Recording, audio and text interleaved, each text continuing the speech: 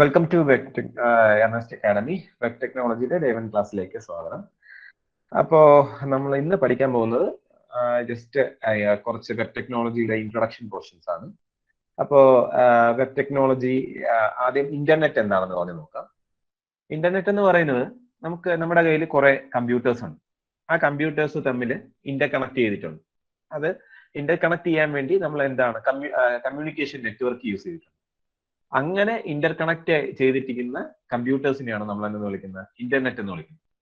ഇനി വെബ് എന്ന് വിളിക്കുന്നത് ഈ ഈ ഇന്റർ കണക്ഷൻ ഓഫ് അതായത് നമ്മുടെ ഇന്റർ കണക്ട് ചെയ്തിരിക്കുന്ന മെഷീൻസിന്റെ അകത്ത് ഇൻസ്റ്റാൾ ചെയ്തിരിക്കുന്ന കളക്ഷൻ ഓഫ് സോഫ്റ്റ്വെയർസും അവർ തമ്മിൽ കമ്മ്യൂണിക്കേറ്റ് ചെയ്യാൻ വേണ്ടി നമ്മൾ യൂസ് ചെയ്യുന്ന പ്രോട്ടോകോൾസിനെ എല്ലാം കൂടെ ഒരുമിച്ച് വിളിക്കുന്ന പേരാണ് വെബ് എന്ന് വിളിക്കുന്നത്. Web is A collection of software and protocol that can be installed on most of the computers on the internet.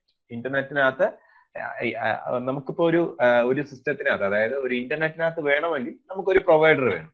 നമ്മളിപ്പോ ആദ്യം എന്ത് ചെയ്യും? നമ്മൾ ഒരു ഇന്റർനെറ്റ് കണക്ഷൻ വേണമെങ്കിൽ നമ്മൾ ആദ്യം ഒരു പ്രൊവൈഡറിനെ എടുക്കും. അതായത് BSNL അല്ലാന്നുണ്ടെങ്കിൽ ജിയോയോ പാത്വേയോ ഏതെങ്കിലും ഒരു ഇന്റർനെറ്റ് പ്രൊവൈഡറിന്റെ അടുത്ത് നമ്മൾ കൊടുക്കും.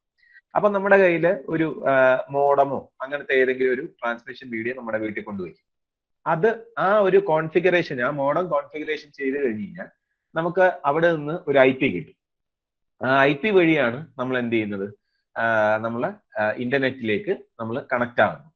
നമ്മൾ ആ ഒരു IP ഉപയോഗിച്ചായിരിക്കും നമ്മുടെ ഇപ്പൊ ഞാനാണെങ്കിൽ എൻ്റെ ഒരു മെഷീൻ, എൻ്റെ ഒരു ലാപ്ടോപ്പ് ആ ഒരു പർട്ടിക്കുലർ വൈഫൈ റൂട്ടറോ അല്ലെങ്കിൽ ഏതെങ്കിലും ഒരു റൂട്ടറോ വഴി കണക്ട് ചെയ്ത് കഴിഞ്ഞാൽ ഞാൻ എൻ്റെ ലാപ്ടോപ്പിൽ നിന്ന് അയക്കുന്ന ഏതൊരു മെസ്സേജിനും ആ ഒരു പർട്ടിക്കുലർ IP ആയിരിക്കും ഉണ്ടായിരിക്കും.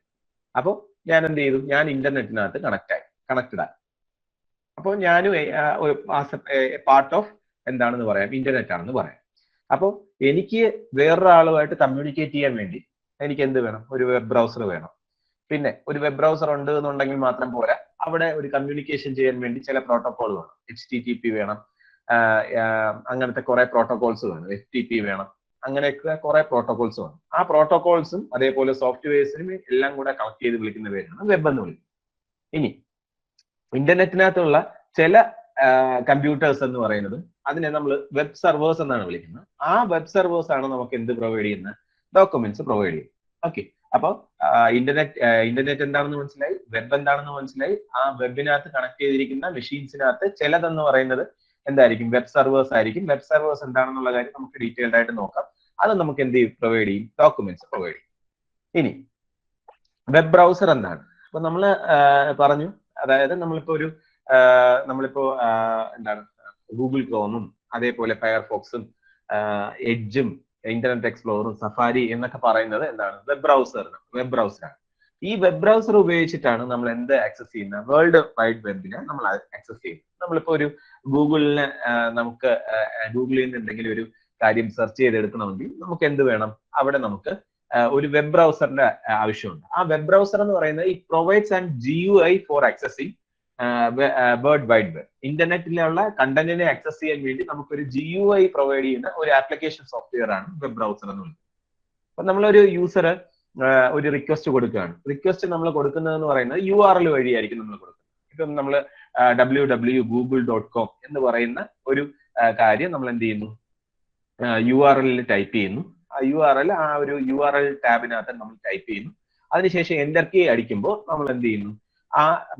നമുക്ക് ഇപ്പൊ ഞാൻ നേരത്തെ പറഞ്ഞു ഒരു IP നമുക്ക് കിട്ടുവാണ്.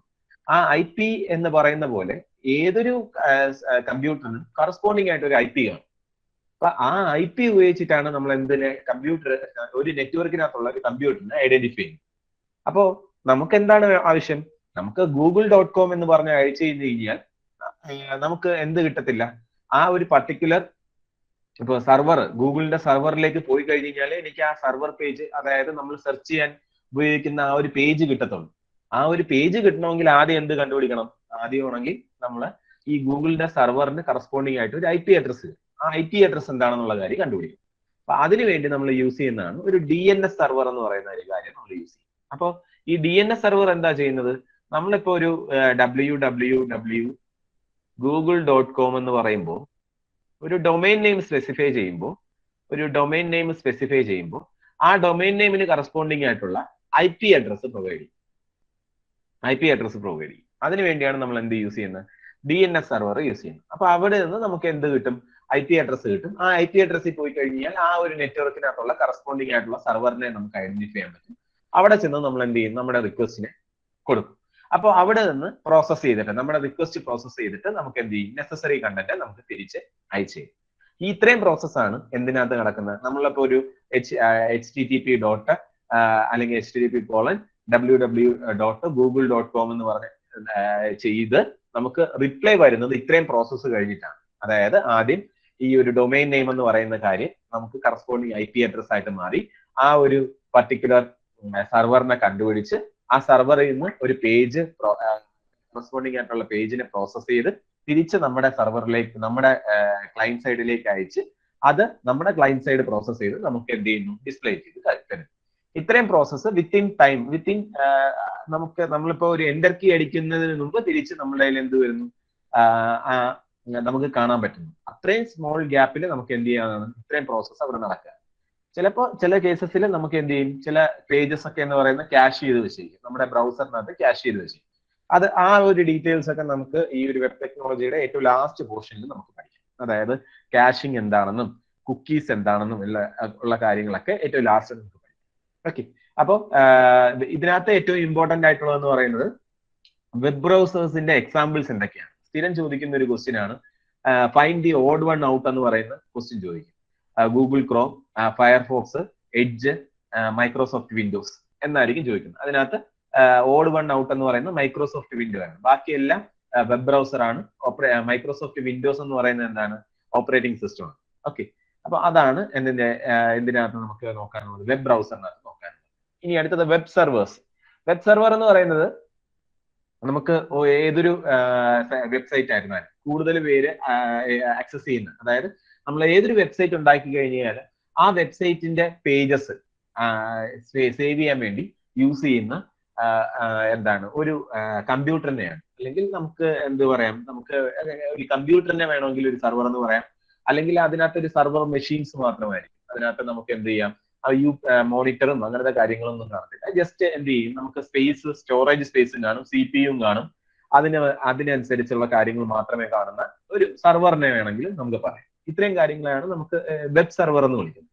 ഈ വെബ് സെർവറിനകത്ത് എന്താ കിടക്കുന്നത്? വെബ് സെർവറിനകത്ത് നമ്മളിപ്പോ ഒരു സൈറ്റ് ഡെവലപ്പ് ചെയ്തെന്ന് വിചാരിക്കും. ആ സൈറ്റിനകത്ത് 100 പേജസ് ഉണ്ടെന്ന് വിചാരിക്കും. ആ 100 പേജസും അവിടെ ആയിരിക്കും കിടക്കുന്നത്.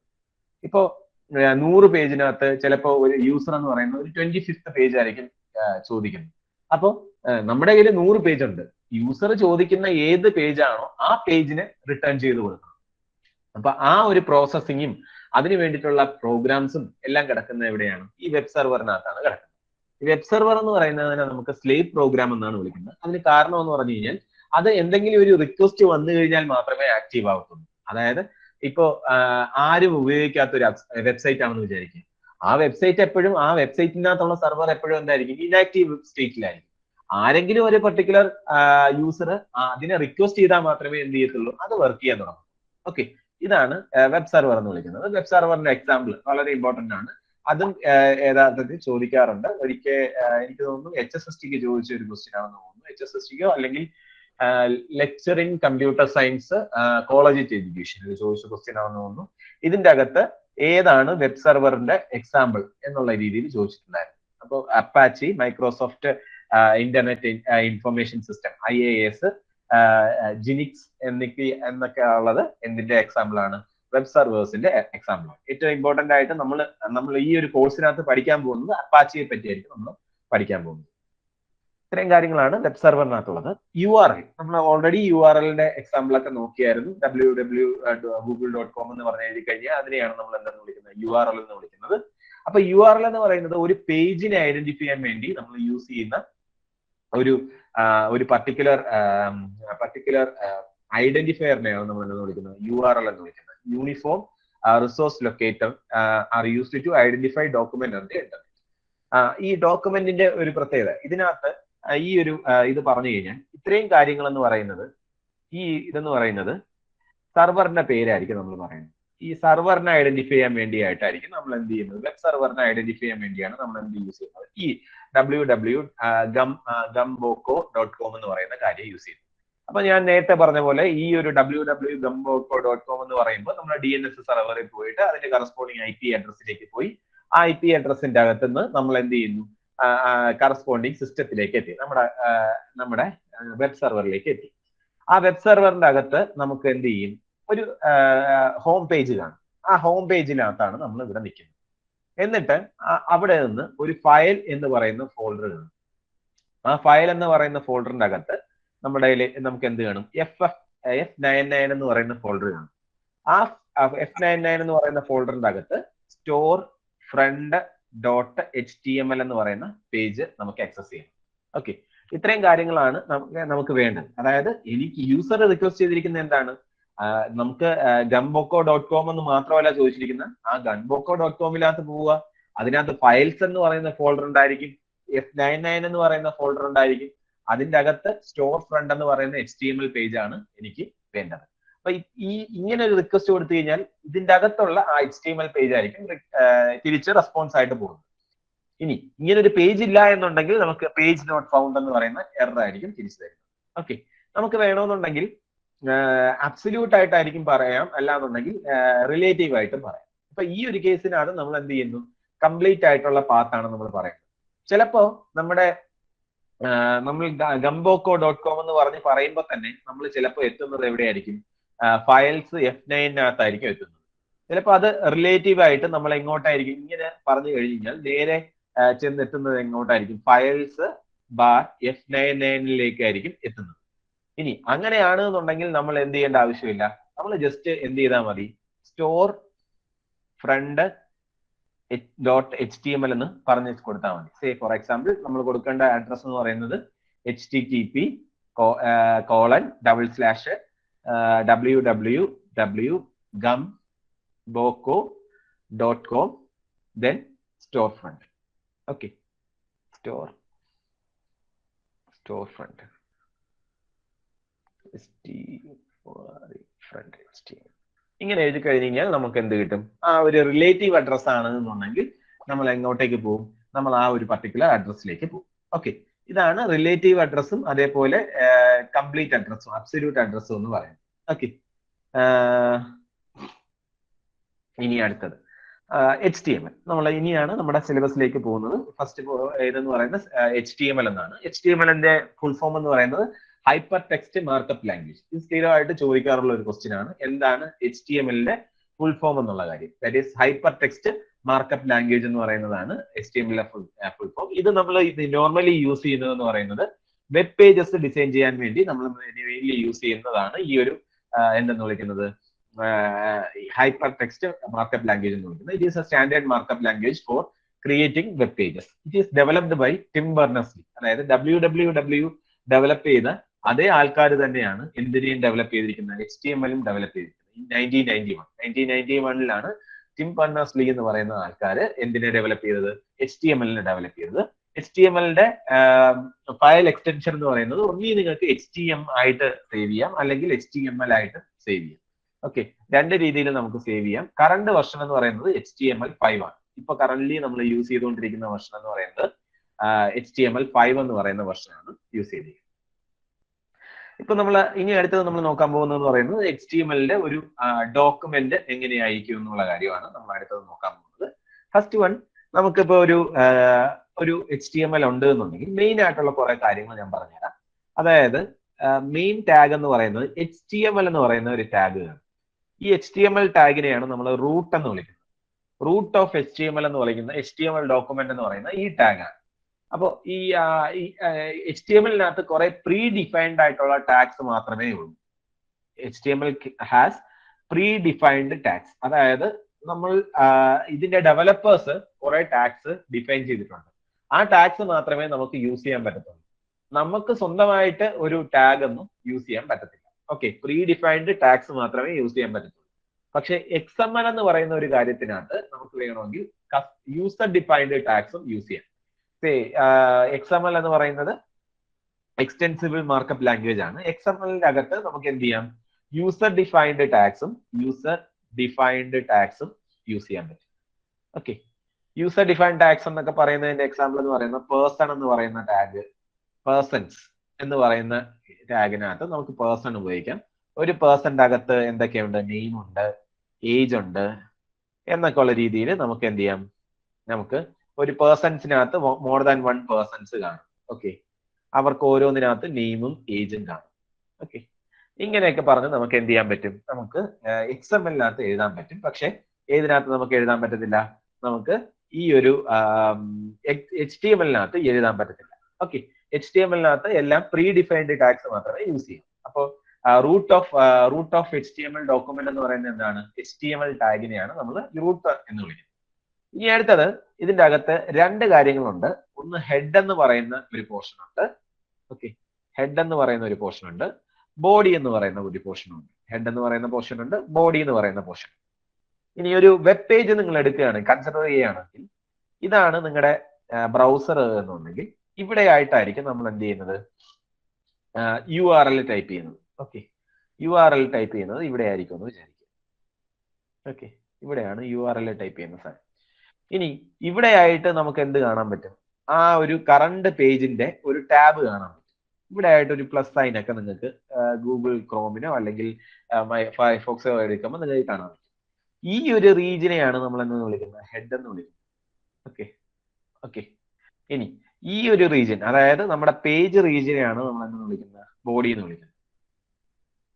ഇതിനെ നമ്മൾ ഹെഡ് എന്നല്ല, കുറച്ചും കൂടെ ഡീറ്റെയിൽഡ് ആയിട്ട് പറഞ്ഞു കഴിഞ്ഞാൽ അതെന്ന് പറയുന്നതാണ് ടൈറ്റിൽ എന്ന് പറയുന്ന കാര്യം പറയുന്നത്. ടൈറ്റിൽ, ഹെഡിനകത്ത് നമ്മൾ എന്ത് ചെയ്യുന്നു, ടൈറ്റിൽ എന്ന് പറയുന്ന ഒരു പോർഷൻ നമ്മൾ പറയുന്നുണ്ട്. ടൈറ്റിൽ, ഈ ടൈറ്റിൽ ടാഗ് എന്ന് പറയുന്നത് എവിടെയായിരിക്കും വരുന്നത്, ഈ ഒരു പൊസിഷനിലായിരിക്കും നമ്മൾ വരുന്നത്. ഓക്കെ, അപ്പോ ഹെഡ് എന്ന് പറയുന്നത് നമുക്ക് എന്ത് ചെയ്യാം, നമുക്ക് പറയുന്നത് ചിലപ്പോൾ നമ്മൾ ടൈറ്റിൽ ടാഗ് നമുക്ക് യൂസ് ചെയ്യാൻ പറ്റും. നമുക്ക് ചില കാര്യങ്ങൾ, നമ്മളിപ്പോ ഒരു പല ഡോക്യുമെന്റ്സും ജാവാസ്ക്രിപ്റ്റ് അതേപോലെ CSS അങ്ങനത്തെ ഫയൽസ് ഒക്കെ നമുക്ക് ഇൻക്ലൂഡ് ചെയ്യണമെങ്കിൽ, അല്ലെങ്കിൽ ഒരു സ്ക്രിപ്റ്റ് നമുക്ക് ഇൻക്ലൂഡ് ചെയ്യണമെങ്കിലൊക്കെ നമ്മൾ എന്തിനകത്തായിരിക്കും, ഹെഡ് ടാഗിനകത്തും അങ്ങനത്തെ കാര്യങ്ങളിലൊക്കെ മെറ്റാഡേറ്റ ആഡ് ചെയ്യണമെങ്കിൽ അങ്ങനത്തെ കാര്യങ്ങളെല്ലാം നമ്മൾ ഹെഡ് എന്ന് പറയുന്ന ടാഗിനകത്തായിരിക്കും ആഡ് ചെയ്യുന്നത്. അപ്പോൾ യഥാർത്ഥത്തിൽ നമുക്ക് കാണാൻ പറ്റുന്ന ഒരു പേജിനകത്ത് നമുക്ക് കാണാൻ പറ്റുന്നത് എന്ന് പറയുന്നത് ബോഡിക്കകത്ത് നമ്മൾ പറഞ്ഞിരിക്കുന്ന കാര്യങ്ങളാണ്. ബോഡിക്കകത്ത് നമുക്ക് എന്തൊക്കെ എഴുതിയിട്ടുണ്ടോ അത് മാത്രമേ നമുക്ക് കാണാൻ പറ്റത്തുള്ളൂ. ഓക്കെ, ബാക്കി എല്ലാം എന്ന് പറയുന്നത് ഇപ്പോൾ ടൈറ്റിൽ ഒഴിച്ച് ബാക്കി ഒരു കാര്യം നമുക്ക് എന്ത് ചെയ്യാൻ പറ്റത്തില്ല, നമുക്ക് ഏതിനകത്ത് കാണാൻ പറ്റത്തില്ല, ഹെഡിനകത്ത് എഴുതിയിരിക്കുന്നതിനകത്ത് നമുക്ക് വിസിബിൾ ആയിട്ട് വരത്തില്ല. എക്സിക്യൂഷൻ ഒക്കെ നടക്കുമായിരിക്കും, പക്ഷെ വിസിബിൾ ആയിട്ട് വരുന്നത് ഏതിനകത്താണ്, ടൈറ്റിൽ ടാഗ് നമുക്ക് കാണാൻ പറ്റുമായിരിക്കും. ദെൻ ബാക്കി എല്ലാ കാര്യങ്ങളും നമുക്ക് എവിടെയായിരിക്കും, ബോഡി പാർട്ടിനകത്ത് നമുക്ക് എഴുതുന്നതായിരിക്കും നമുക്ക് കാണാൻ പറ്റുന്നത്. ഓക്കെ, അപ്പോൾ ഇതാണ് നമ്മുടെ മെയിൻ ആയിട്ടുള്ള സ്ട്രക്ചർ എന്ന് പറയുന്നത്. HTML-നകത്ത് ഹെഡ് കാണും, ബോഡി കാണും, ഓരോന്നിനകത്തും കറസ്പോണ്ടിങ് ആയിട്ട് ക്ലോസിംഗ് ടാഗും കാണും. HTML ഓപ്പൺ ചെയ്ത് കഴിഞ്ഞാൽ ക്ലോസ് ചെയ്യും. എങ്ങനെയാണ് നമ്മൾ എഴുതുന്നത്, less than HTML greater than എന്ന് പറഞ്ഞു കഴിഞ്ഞാൽ അത് ഓപ്പണിംഗ് ആണ്. ഇനി ക്ലോസിംഗ് എങ്ങനെ എഴുതാൻ പറ്റും, less than /HTML greater than signal എന്ന് എഴുതി കഴിഞ്ഞ് കഴിഞ്ഞാൽ അതെന്തായി, അതെന്ന് പറയുന്നത് ക്ലോസിംഗ് ടാഗ് ആയി. ഓക്കെ, ഇതിനെയാണ് നമ്മൾ എന്തെന്ന് വിളിക്കുന്നത്, ഓപ്പണിംഗ് ടാഗ് എന്നും, ഇതിനെ നമ്മൾ ഓപ്പണിംഗ് ടാഗ് എന്നും ഇതിന് ക്ലോസിംഗ് ടാഗ് എന്നും വിളിക്കും. ക്ലോസിംഗ് ടാഗ് അല്ലെങ്കിൽ എൻഡ് ടാഗ് എന്നും വിളിക്കും, എൻഡ് ടാഗ്. ഓക്കെ, ഇതാണ് ഒരു എക്സാമ്പിൾ എന്ന് വിളിക്കുന്നത്. ഓക്കെ, ഇനി ഇവിടെ എന്താണ് നമുക്ക് തന്നിരിക്കുന്നത്, ഈ ഒരു എക്സാമ്പിളിൽ നമുക്ക് എന്താണ് തന്നിരിക്കുന്നത്. അപ്പൊ നമുക്ക് ഫസ്റ്റ് നമ്മളൊരു പേജ് വരയ്ക്കുകയാണെന്നുണ്ടെങ്കിൽ, ഇതാണ് നമ്മുടെ വെബ് ബ്രൗസർ. ആ വെബ് ബ്രൗസറിനകത്ത് നമ്മൾ നേരത്തെ പറഞ്ഞു ടാബ് ഉണ്ട്, URL ടൈപ്പ് ചെയ്യേണ്ട കാര്യങ്ങളുണ്ട്. ഇതാണ് ആ പേജ്, ഇത്രയും പോർഷനാണ് ആ പേജ് ഡിസ്പ്ലേ ചെയ്യാൻ വേണ്ടി യൂസ് ചെയ്യുന്ന കാര്യം. URL ഇതായിട്ടാണ് ടാബ്. ഓക്കെ, ഇവിടെ നമ്മൾ പറയേണ്ടതെന്ന് പറഞ്ഞു, ടൈറ്റിൽ ടാഗിനകത്ത് നമ്മൾ എന്ത് എഴുതുമോ അതായിരിക്കും നമുക്ക് ഇവിടെ ഡിസ്പ്ലേ ചെയ്ത് കാണിക്കും. എക്സാമ്പിൾ എന്ന് പറഞ്ഞ് എനിക്ക് ഡിസ്പ്ലേ ചെയ്ത്. ഇനി ബോഡിക്കകത്ത് ഞാൻ എന്തൊക്കെ എഴുതുമോ അതെല്ലാം എനിക്ക് ഈ ഒരു പോർഷൻ്റെ അകത്തായിരിക്കും ഡിസ്പ്ലേ ചെയ്ത് കാണിക്കും. ഈ ഇത്രയും പോർഷനിലായിരിക്കും ഡിസ്പ്ലേ ചെയ്ത് കാണിക്കും. ഓക്കെ, അപ്പോ ഇവിടെ എന്താണ് എഴുതിയിരിക്കുന്നത്, ഇവിടെ എഴുതിയിരിക്കുന്ന കാര്യം എന്ന് പറയുന്നത് എന്താണ്, H1 എന്ന് പറയുന്ന ഒരു ടാഗ് ഉണ്ട്. H1 എന്ന് പറയുന്നതിന് നമ്മൾ ഹെഡർ ടാഗ് എന്നാണ് വിളിക്കുന്നത്. ഇതിന് എന്തെന്ന് വിളിക്കും? ഹെഡർ ടാഗ് എന്നാണ് വിളിക്കുന്നത്. അത് ഡീറ്റെയിൽഡ് ആയിട്ട് നമുക്ക് പഠിക്കാം. ഹെഡർ ടാഗ് എന്ന് പറയുന്നത് നമ്മളിപ്പോൾ ഒരു ഡോക്യുമെന്റ് നമ്മൾ എഴുതുകയാണെന്നുണ്ടെങ്കിൽ ഹെഡിങ്ങിന്റെ ഒക്കെ സൈസ് എന്ന് പറയുന്നത് മറ്റ് ലെറ്റേഴ്സിനെക്കാട്ടി വലുതായിരിക്കും. അപ്പൊ അതുപോലെ നമുക്ക് കൊടുക്കാൻ വേണ്ടിയാണ് നമുക്ക് എന്ത് യൂസ് ചെയ്യുന്നത്? ഹെഡർ ടാഗ് യൂസ് ചെയ്യുന്നത്. H1 എന്ന് പറയുന്നത് ഏറ്റവും സൈസ് കൂടിയ ലാർജ് സൈസ് ഫോണ്ട് ആണ് എന്തിനകത്തുള്ളത്? H1-നകത്തുള്ളത്. സോ അത് ഞാൻ എന്ത് ചെയ്യും? ഡിസ്പ്ലേ ചെയ്യും. അപ്പൊ ദിസ് ഈസ് എ ഹെഡിങ് എന്നുള്ള കാര്യം എനിക്ക് ഇവിടെ ഡിസ്പ്ലേ ചെയ്യും. ദിസ് ഈസ് എ ഹെഡിങ് എന്നുള്ള രീതിയിൽ എനിക്ക് ഇവിടെ ഡിസ്പ്ലേ ചെയ്തു. എന്നിട്ട് അടുത്തതെന്ന് പറയുന്നത്, അടുത്ത ടാഗ് എന്ന് പറയുന്നത് പി എന്ന് പറയുന്ന ടാഗാണ്. പി എന്ന് പറയുന്ന ടാഗിനെ നമ്മൾ പാരഗ്രാഫ് ടാഗ് എന്നാണ് വിളിക്കുന്നത്. പാരഗ്രാഫ് ടാഗ് എന്നാണ് വിളിക്കുന്നത്. ഓക്കെ, പാരഗ്രാഫ് ടാഗ് എന്ന് പറഞ്ഞു കഴിഞ്ഞാൽ പുതിയതായിട്ട് ഒരു പാരഗ്രാഫ് തുടങ്ങാൻ പോവാണ്. അപ്പൊ പുതിയതായിട്ട് ഒരു പാരഗ്രാഫ് തുടങ്ങുന്ന എപ്പോഴും ഒരു പുതിയ ലൈനിലായിരിക്കത്തില്ലേ? ആ പുതിയ ലൈനിൽ ഞാൻ എന്ത് ചെയ്യുക? ഹലോ വേൾഡ് എന്ന് പറഞ്ഞ് എഴുതും. Hello world. Okay, hello world com. ഇതാണ് ഞാൻ എക്സ്പെക്ട് ചെയ്യുന്ന എന്റെ ആൻസർ എന്ന് വിളിക്കുന്നത്. ഓക്കെ, അപ്പൊ ഇതിനകത്ത് നമ്മൾ എന്ത് പഠിച്ചു? HTML ടാഗ് പഠിച്ചു. ഹെഡ് എന്ന് പറയുന്ന ഒരു ടാഗിനെ പറ്റി നമ്മൾ പഠിച്ചു. ദെൻ ഹെഡിന്റെ അകത്ത് നമുക്ക് ടൈറ്റിൽ എന്ന് പറയുന്ന ഒരു ടാഗ് ഉണ്ടെന്ന് പറഞ്ഞ് പഠിച്ചു. ദെൻ ബോഡിക്കകത്ത് നമ്മൾ രണ്ട് ടാഗിനെ പറ്റി പഠിച്ചു. ഹെഡർ ടാഗും അതേപോലെ പാരഗ്രാഫ് ടാഗിനെയും നമ്മൾ നോക്കി. ഓക്കെ, അപ്പൊ ഇതിന്റെ ഔട്ട്പുട്ട് എന്ന് പറയുന്നത് നമുക്ക് ഈ ഒരു രീതിയിലായിരിക്കും എനിക്ക് ഡിസ്പ്ലേ ചെയ്ത് കിട്ടുന്നത്. ഓക്കെ, ഫസ്റ്റ് എന്ന് പറയുന്നത് ഫോണ്ട്. അതായത് ഈ ഒരു ഫോണ്ടും തമ്മിലുള്ള വ്യത്യാസം മനസ്സിലായോ? ഇതൊരു കുറച്ച് ബോൾഡ് ആയിട്ടാണ് ഇരിക്കുന്നത്. സൈസും ഇതിനെ വെച്ച് നോക്കുമ്പോൾ വളരെ കൂടുതലാണ്.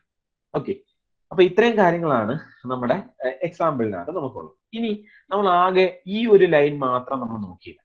ഈ ഒരു ലൈൻ എന്ന് പറയുന്ന ഡോക്യുമെന്റ് ടൈപ്പ് എന്ന് പറയുന്ന ഫസ്റ്റ് ലൈൻ നമ്മൾ പറയുന്നത് ഞാൻ താഴെ എഴുതിയിരിക്കുന്നത്, അതായത് ഇത് ഇന്റർപ്രറ്റ് ചെയ്യുന്ന ഒരാളുണ്ടായിരിക്കും. ഒരു കമ്പൈലർ എന്നോ അല്ലെങ്കിൽ ഏതെങ്കിലും ഇന്റർപ്രിറ്റർ എന്നോ ആരെങ്കിലും ഒരാൾ പറയുമല്ലോ. അയാൾക്ക് മനസ്സിലാവണം ഞാൻ താഴെ എഴുതിയിരിക്കുന്നത് ഏത് ടൈപ്പിലുള്ള ഡോക്യുമെന്റ് ആണ്. ഒരു HTML ഡോക്യുമെന്റ് ആണോ, അല്ലെങ്കിൽ ഒരു PHP ഡോക്യുമെന്റ് ആണോ, അല്ലെങ്കിൽ XML ഡോക്യുമെന്റ് ആണോ എന്ന് പറയാൻ വേണ്ടിയാണ് നമ്മൾ ഈ ഡോക് ടൈപ്പ് യൂസ് ചെയ്യുന്നത്. ഈ ഡോക് ടൈപ്പിനകത്ത് നമ്മൾ എന്താ പറഞ്ഞിരിക്കുന്നത്? HTML ആണ്. അപ്പൊ ഞാൻ താഴോട്ട് എഴുതിയിരിക്കുന്നത് എന്തായിരിക്കും? HTML ആണ് എന്നുള്ള കാര്യം മനസ്സിലാക്കണം. അല്ലെങ്കിൽ എന്താണ് ആ ഇന്റർപ്രിറ്റർ അല്ലെങ്കിൽ കമ്പൈലർ എന്ത് ചെയ്യണം? ഇത് ഏത് ലാംഗ്വേജ് ആണെന്ന് പറഞ്ഞ് ആദ്യം ഇന്റർപ്രറ്റ് ചെയ്യണം. ആ ഇന്റർപ്രറ്റ് ചെയ്യുന്ന സമയം നമുക്ക് എന്ത് ചെയ്യാൻ പറ്റും? ലാഭിക്കാൻ പറ്റും. നമ്മൾ ഇതേപോലെ ഡോക് ടൈപ്പ് പറഞ്ഞു കഴിഞ്ഞു. ഈ ഡോക് ടൈപ്പ് എഴുതിയില്ല എന്ന് പറഞ്ഞ് കുഴപ്പമൊന്നുമില്ല. എഴുതിയില്ല എന്ന് പറഞ്ഞ് എററൊന്നും അടിക്കത്തില്ല. ജസ്റ്റ് എന്ത് ചെയ്യും? ഇന്റേണലി ഈ ഒരു കമ്പൈലറോ അല്ലെങ്കിൽ ഇന്റർപ്രിറ്ററോ എന്ത് സംഭവിക്കും? ഇത് ഏത് ലാംഗ്വേജ് ആണ് എന്ന് പറഞ്ഞ് ആദ്യം എന്ത് ചെയ്യേണ്ടി വരും? കണ്ടുപിടിക്കേണ്ടി വരും. അതിനു വേണ്ടിയിട്ടുള്ള സമയം നമുക്ക് എന്ത് കുറയ്ക്കാൻ പറ്റും? ഈ ഡോക് ടൈപ്പ് പറഞ്ഞു കഴിഞ്ഞാൽ. ഓക്കെ, അപ്പോൾ ഇതാണ് നമ്മുടെ. ഇനി നമുക്ക് ഇതിനെ പറ്റിയുള്ള ഒരു ഇൻട്രൊഡക്ഷൻ, അതായത് നമ്മൾ നേരത്തെ കണ്ട എക്സാമ്പിളിന്റെ കുറച്ച് പോയിന്റ്സ് ഒക്കെ നമുക്ക് നോക്കാം. Fundamental syntactic unit of HTML എന്ന് പറയുന്നതാണ് ടാഗ്. അതായത് ബേസിക് യൂണിറ്റ് ഓഫ് HTML എന്ന് പറയുന്നതാണ് ടാഗ് എന്ന് വിളിക്കുന്നത്. Okay, most tag appears in pairs. അതായത് ഒരു ഓപ്പണിംഗ് ടാഗും അതേപോലെ ഒരു ക്ലോസിംഗ് ടാഗും ഉണ്ടായിരിക്കും. നമ്മൾ അതിനെ പറ്റി നമ്മൾ നോക്കിയായിരുന്നു. Whatever appears between a tag and its closing tag is called content of the tag. അതായത് നമ്മളിപ്പോ ഒരു H1-ന്റെ കേസ് എടുക്കുകയാണെന്നുണ്ടെങ്കിൽ ഇവിടെ നമ്മൾ H1-ന്റെ കേസ് എടുത്തു. ഈ H1-ന്റെ കേസിനകത്ത് ഇതിനെ നമുക്ക് എന്തെന്ന് വിളിക്കാൻ പറ്റും? ഈ ഒരു കാര്യത്തിനെ നമുക്ക് ഓപ്പണിംഗ് ടാഗ് എന്ന് വിളിക്കും. ഓപ്പണിംഗ് ടാഗ് എന്ന് വിളിച്ചു. Opening tag. ഇതിനെ നമുക്ക് ക്ലോസിംഗ് ടാഗ് എന്ന് വിളിക്കാം. ക്ലോസിംഗ് ടാഗ് എന്ന് വിളിക്കാം. അതിന്റെ ഇടയിൽ വരുന്ന ഈ ഒരു കാര്യത്തിനെയാണ് നമ്മൾ എന്ന് വിളിക്കുന്നത് കണ്ടന്റ് ഓഫ് ദി ടാഗ് എന്ന് വിളിക്കുന്നത്. കണ്ടന്റ് ഓഫ് ദി ടാഗ് എന്ന് വിളിക്കുന്നത്. ഈ മൂന്നെണ്ണം കൂടെ പറയുന്നതിനെയാണ് നമ്മൾ HTML എലമെന്റ് എന്ന് വിളിക്കുന്നത്. HTML element. Okay, HTML element. അപ്പോൾ the container and its content together are called elements. അപ്പോൾ എങ്ങനെയാണ് അതിന്റെ സിന്റാക്സ് വരുന്നത്? ഒരു HTML എലമെന്റിന്റെ സിന്റാക്സ് വരുന്നത് ആദ്യം ഏത് ടാഗ് ആണെന്ന് പറയുക. അപ്പോൾ ടാഗ് എങ്ങനെയാണ് നമ്മൾ പറയുന്നത്? ലെസ് ദാൻ ഗ്രേറ്റർ ദാൻ സിമ്പിളിന്റെ അകത്താണ് നമ്മൾ ടാഗ് എടുക്കുന്നത്. അതിനെ ഓപ്പണിംഗ് ടാഗ് എന്ന് വിളിക്കും. അതിനുശേഷം നമ്മൾ എന്ത് ചെയ്യുക? കണ്ടന്റ് എന്താണെന്നുള്ള കാര്യം പറയുക. ദെൻ കണ്ടന്റ് എല്ലാം എഴുതി കഴിഞ്ഞതിന് ശേഷം അതിനെ ക്ലോസ് ചെയ്യുക. എങ്ങനെയാണ് ക്ലോസ് ചെയ്യുന്നത്? ലെസ് ദാൻ ഗ്രേറ്റർ ദാൻ സിമ്പിളിന്റെ അകത്ത് നമ്മൾ എന്ത് ചെയ്യുക? ടാഗ് നെയിമും അതിന്റെ ഫ്രണ്ടിലായിട്ട് ഒരു ഫോർവേഡ് സ്ലാഷും കൊടുക്കുക. ഓക്കെ, ഇങ്ങനെയാണ് നമ്മൾ എന്ത് ചെയ്യുന്നത്? ഒരു ടാഗ് നമ്മൾ എഴുതുന്നത്. ഇനി all HTML documents must start with a document type declaration. അത് എന്തിനാണെന്ന് പറഞ്ഞു കഴിഞ്ഞാൽ it helps the browser to display web page correctly. അതായത് നമ്മളെ ബ്രൗസറിന് നമ്മൾ എന്ത് ചെയ്യുക, ഹെൽപ്പ് ചെയ്ത് കൊടുക്കുകയാണ്. ഞാൻ ഒരു HTML ഡോക്യുമെന്റ് ആണ് ഞാൻ താഴെ പറഞ്ഞിരിക്കുന്നത് എന്നുള്ള കാര്യം പറയാൻ വേണ്ടിയാണ് നമ്മൾ എന്ത് യൂസ് ചെയ്യുന്നത്, ഡോക്യുമെന്റ് ആയിട്ട് യൂസ് ചെയ്യുന്നത്. ദെൻ നമ്മൾ ഓരോ HTML ഡോക്യുമെന്റ് നമുക്ക് അതിനകത്ത് മാൻഡേറ്ററി ആയിട്ട് നമുക്ക് എഴുതേണ്ട ഒരു ടാഗ് എന്ന് പറയുന്നത് എന്താണ്, HTML ടാഗ് ആണ്. HTML tag begins with HTML tag and ends with HTML tag. ഓരോ HTML എലമെന്റും തുടങ്ങുന്നത് അവസാനിക്കുന്നത് HTML ടാഗിനകത്തായിരിക്കും. ആ ടാഗിനെ നമ്മൾ root of the HTML document എന്നാണ് വിളിക്കുന്നത്. ഈ HTML tag is the container of all elements. അതായത് ബാക്കി എല്ലാ എലമെന്റ്സും നിങ്ങൾ നോക്കിയാൽ മതി. ബോഡി ആയിരുന്നാലും ടൈറ്റിൽ ആയിരുന്നാലും ഹെഡ് ആയിരുന്നാലും എല്ലാം ഏതിനകത്താണ് കിടക്കുന്നത്, ഈ ഒരു ഇത്രയും പോർഷനകത്താണ് കിടക്കുന്നത്. അപ്പൊ ഈ HTML-ന്റെ നമുക്ക് വേണമെങ്കിൽ എന്ത് പറയാം, HTML-ന്റെ ഒരു കണ്ടെയ്നർ ആണ് എന്തെന്ന് വിളിക്കാമെന്ന് പറയാം, ബാക്കി എല്ലാ എലമെന്റ്സും നമുക്ക് പറയാം. ഓക്കെ, അല്ലെങ്കിൽ കണ്ടന്റ് ആണ് എന്തെന്ന് വിളിക്കുന്നത്, ബാക്കി എല്ലാ എലമെന്റ്സും എന്ന് വിളിക്കുന്നത്. The visible part of the HTML document is between body and, അതായത് ബോഡി ടാഗിന് ഇൻ ബിറ്റ്വീനിലായിട്ടായിരിക്കും നമുക്ക് വിസിബിൾ പാർട്സ് നമുക്ക് കാണാൻ പറ്റുന്നത്. ഓക്കെ, വിസിബിൾ പാർട്ട് കാണാൻ പറ്റുന്നത് ബോഡി ടാഗിന്റെ അകത്തായിരിക്കും. അത് ഓൾറെഡി ഡിസ്കസ് ചെയ്തതാണ്. ഇനി നമുക്ക് ഓരോ എലമെന്റ്സിനെ പറ്റി നമുക്ക് നോക്കാം. ഫസ്റ്റ് വൺ എന്ന് പറയുന്നത് ഹെഡർ ടാഗ് ആണ്. ഹെഡർ ടാഗ് എന്ന് പറയുന്ന 6 ടൈപ്പിലുള്ള ഹെഡർ ടാഗ് ആണ് ഉള്ളത്, H1 to H6 വരെ. നമുക്ക് ഒരു ടൈറ്റിൽ അല്ലെങ്കിൽ ഹെഡിങ് നമ്മൾ നോക്കുകയാണെന്നുണ്ടെങ്കിൽ നമുക്ക് ചിലപ്പോ സബ് ഹെഡിങ്സ് കാണും, സബ് ഹെഡിങ്സ് കാണും, സബ് ഹെഡിങ്സ് കാണും. അങ്ങനെ പല ലെവലിലുള്ള ഹെഡിങ്സ് കാണും. അപ്പൊ ഓരോ ലെവലിനും ഡിഫറെന്റ് ഫോൺസ് ആയിരിക്കണം, അല്ലെങ്കിൽ ഡിഫറെന്റ് ഫോൺ സൈസ് ആയിരിക്കണം. അതേപോലെ എല്ലാ കാര്യങ്ങളും ബോൾഡും ആയിരിക്കും. അപ്പൊ അത് അച്ചീവ് ചെയ്യാൻ വേണ്ടിയാണ് നമ്മൾ എന്ത് യൂസ് ചെയ്തിരിക്കുന്നത്, HTML ടാഗിനകത്ത് ഈ ഹെഡർ ടാഗ്സ് നമ്മൾ യൂസ് ചെയ്തിരിക്കുന്നത്. അപ്പൊ ഹെഡർ ടാഗ് എന്ന് പറയുന്ന 6 എണ്ണം ഉണ്ട്. ഏതൊക്കെയാണ്, H1 തൊട്ട് H6 വരെയുണ്ട്. ഈ H1 എന്ന് പറയുന്നതായിരിക്കും ലാർജ് സൈസ് ഉള്ളത്. ഇതിനകത്ത് എന്ന് പറയുന്നത് സ്മോൾ സൈസ് ആയിരിക്കും. ഓക്കെ, ഇതാണ് 3 ലെവലിലുള്ള. ഇപ്പൊ ഇതിനകത്ത് നിങ്ങൾ പറയുകയാണെന്നുണ്ടെങ്കിൽ ഏറ്റവും ഫോണ്ട് കൂടിയതെന്ന് പറയുന്നത് H1 ടാഗിനകത്തായിരിക്കും. ഏറ്റവും സെക്കൻഡ് ലാർജസ്റ്റ് എന്ന് പറയുന്നത് H2, ദെൻ H3, ഏറ്റവും കുറവെന്ന് പറയുന്നത് H6-നകത്തായിരിക്കും. ഓക്കെ, അപ്പൊ ഇതാണ് ഇതിന്റെ സിന്റാക്സ്. നമുക്ക് ഓൾറെഡി നമ്മൾ നോക്കിയായിരുന്നു. ആദ്യം H1 ഏതാണോ ടാഗ് പറയുക, ദെൻ അതിന്റെ ക്ലോസിംഗ് പറയുക, ദെൻ നമുക്ക് എന്താണോ ഡിസ്പ്ലേ ചെയ്യേണ്ടത്, വെബ് ടെക്നോളജി എന്ന് ഞാൻ എഴുതി കഴിഞ്ഞു കഴിഞ്ഞാൽ ഈ വെബ് ടെക്നോളജി എന്ന് പറയുന്നത് ഈ ഒരു ഫോണ്ടിൽ, ഇത്രയും ഫോണ്ടിൽ നമുക്ക് ഡിസ്പ്ലേ ചെയ്ത് കാണിക്കും. ഓക്കെ, ഇതാണ് എന്തെന്ന് പറയുന്നത് HTML ടാഗിനകത്ത് ഹെഡർ ടാഗ് എന്ന് പറയുന്നത്. നെക്സ്റ്റ് വൺ കമന്റ് എങ്ങനെയാണ് എഴുതുന്നത്. ഒരിക്കൽ ഈ ടെക്നിക്കൽ അസിസ്റ്റന്റ് പോസ്റ്റിന് ഒരിക്കൽ ചോദിച്ചിട്ടുള്ള ക്വസ്റ്റ്യൻ ആണ്. അതായത് എങ്ങനെയാണ് HTML-നകത്ത് കമന്റ് എഴുതുന്നത് എന്ന് പറയുന്നത് less than colon hyphen then closing tag എന്ന് പറയുന്നത് ഹൈഫൺ ഗ്രേറ്റർ ദാൻ എന്ന് എഴുതി കഴിഞ്ഞാൽ ഇതിന്റെ അകത്ത് ഞാൻ എന്ത് എഴുതി കഴിഞ്ഞാൽ അതെന്ന് പറയുന്നത് എന്തായിട്ടായിരിക്കും വരുന്നത്, കമന്റ് ആയിട്ടായിരിക്കും വരുന്നത്. ഇനി കമന്റ് എന്തിനാണ് നമ്മൾ എഴുതുന്നത്, ഒരു പ്രോഗ്രാമിന്റെ റീഡബിലിറ്റി കൂട്ടാൻ വേണ്ടിയാണ് നമ്മൾ എന്ത് എഴുതുന്നത്, കമന്റ് എഴുതുന്നത്. ഓക്കെ, അപ്പൊ ഇങ്ങനെയാണ് HTML-നകത്ത് നമ്മൾ എന്ത് എഴുതുന്നത്, കമന്റ് എഴുതുന്നത്. Less than semicolon hyphen then അതിന്റെ അകത്ത് കമന്റ് എന്താണോ എഴുതേണ്ടത് അത് എഴുതുക. ദെൻ ക്ലോസിംഗ് ആയിട്ട് എന്താ ഹൈഫൺ ഗ്രേറ്റർ ദാൻ സിംബൽ കൊടുത്തു കഴിഞ്ഞാൽ നമുക്ക് എന്ത് കിട്ടും, കമന്റ്സ് കിട്ടും. ദെൻ പാരഗ്രാഫ് എങ്ങനെയാണ് നമുക്ക്, പാരഗ്രാഫ് എന്ന് പറയുന്നത് അടുത്ത ടാഗാണ്. ഈ പാരഗ്രാഫ് നമുക്ക് ഒരു നാളത്തെ ക്ലാസ്സിലോ അല്ലെങ്കിൽ മറ്റന്നത്തെ ക്ലാസ്സിലോ നമുക്ക് ബ്ലോക്ക് ടാഗ്സ് എന്ന് പറയുന്ന കുറെ ടാഗുകളുണ്ട്. ബ്ലോക്ക് ടാഗും ഇൻലൈൻ ടാഗും എന്ന് പറയുന്ന 2 ടാഗ്സ് ഉണ്ട്. ബ്ലോക്ക് ടാഗ് എന്ന് പറയുന്നത് എപ്പോഴും സ്റ്റാർട്ട് ചെയ്യുന്നത് ന്യൂ ലൈനിലായിരിക്കും. ഓക്കെ, ഒരു ടാഗ് പുതിയതായിട്ട് സ്റ്റാർട്ട് ചെയ്ത് കഴിഞ്ഞാൽ അത് പുതിയ ലൈനിനകത്തായിരിക്കും വരുന്നത്. ഇനി ഇൻലൈൻ ടാഗ് എന്ന് പറയുന്നത്, ഇൻലൈൻ എലമെന്റ്സ് അല്ലെങ്കിൽ ഇൻലൈൻ ടാഗ് എന്ന് പറയുന്നത് അത് എവിടെയാണോ ഉള്ളത് ആ ഒരു ലൈനിന്റെ കണ്ടിന്യൂഷൻ ആയിട്ടായിരിക്കും പോകുന്നത്. Okay, continued in same line. Okay, അപ്പൊ ഈ ബ്ലോക്ക് ടാഗിന് എക്സാമ്പിൾ എന്നൊക്കെ പറയുന്നത് H1 to H6, then paragraph, ഇതെല്ലാം എന്തിന്റെ എക്സാമ്പിൾ ആണ്, div എന്നൊക്കെ പറയുന്നത് ഏതിന്റെ എക്സാമ്പിൾ ആണ്, ബ്ലോക്ക് ടാഗിന് എക്സാമ്പിൾ ആണ്. ഇൻലൈൻ ടാഗിന് എക്സാമ്പിൾ എന്ന് പറയുന്നത് strong, bold, then italics, then span എന്നൊക്കെ പറയുന്നത് ഏതിന്റെ എക്സാമ്പിൾ ആണ്, ഇൻലൈൻ ടാഗിന്റെ എക്സാമ്പിൾ ആണ്. അപ്പൊ അത് പഠിക്കുന്ന സമയത്ത് കുറച്ചും കൂടെ ഡീറ്റെയിൽഡ് ആയിട്ട് കുറച്ചും കൂടെ എക്സാമ്പിൾസ് ഞാൻ പറഞ്ഞു. ഓക്കെ, ഇപ്പൊ പാരഗ്രാഫ് ടാഗ് എന്ന് പറയുന്നത് ഒരു പാരഗ്രാഫ് ഡിഫൈൻ ചെയ്യാൻ വേണ്ടി നമ്മൾ യൂസ് ചെയ്യുന്നത്. സാധാരണ നമ്മൾ ഒരു പാരഗ്രാഫ് എഴുതുമ്പോൾ നമ്മൾ എഴുതി കഴിഞ്ഞാൽ അത് പുതിയൊരു ലൈനിനകത്തായിരിക്കും സ്റ്റാർട്ട് ചെയ്യുന്നത്. ആ പുതിയ ലൈനിൽ സ്റ്റാർട്ട് ചെയ്യുമ്പോൾ നമ്മൾ എന്ത് ചെയ്യും, ഒരു single blank line before and after നമ്മൾ വിടും. അതായത് നമ്മൾ പി കൊടുക്കുകയാണെന്നുണ്ടെങ്കിൽ ബിഫോർ എ പാരഗ്രാഫ് നമ്മൾ ഒരു ലൈൻ വിടും, അതേപോലെ ആഫ്റ്റർ എ പാരഗ്രാഫും നമ്മൾ ഒരു ലൈൻ വിടും. അപ്പൊ ഇതിനകത്ത് നമ്മളാണെങ്കിൽ ആദ്യം എന്താ ചെയ്തിരിക്കുന്നത്, ഇതെന്ന് പറയുന്നത് എൻ്റെ ഒരു ബ്രൗസർ ആണെന്നുണ്ടെങ്കിൽ ആ ബ്രൗസറിനകത്ത് ഫസ്റ്റ് ഞാൻ എന്ത് ചെയ്യുന്നു, ദ പി എലമെന്റ് എന്ന് പറഞ്ഞ് ഞാൻ എഴുതുന്നു. പി എലമെന്റ് എന്ന് പറഞ്ഞ് ഞാൻ എഴുതുന്നു. ദെൻ അതിനുശേഷം ഞാൻ എന്ത് ചെയ്യുന്നു, അടുത്ത പാരഗ്രാഫ് ആയിട്ട് this is A paragraph. Okay, then ഒരു ലൈൻ വിടുക.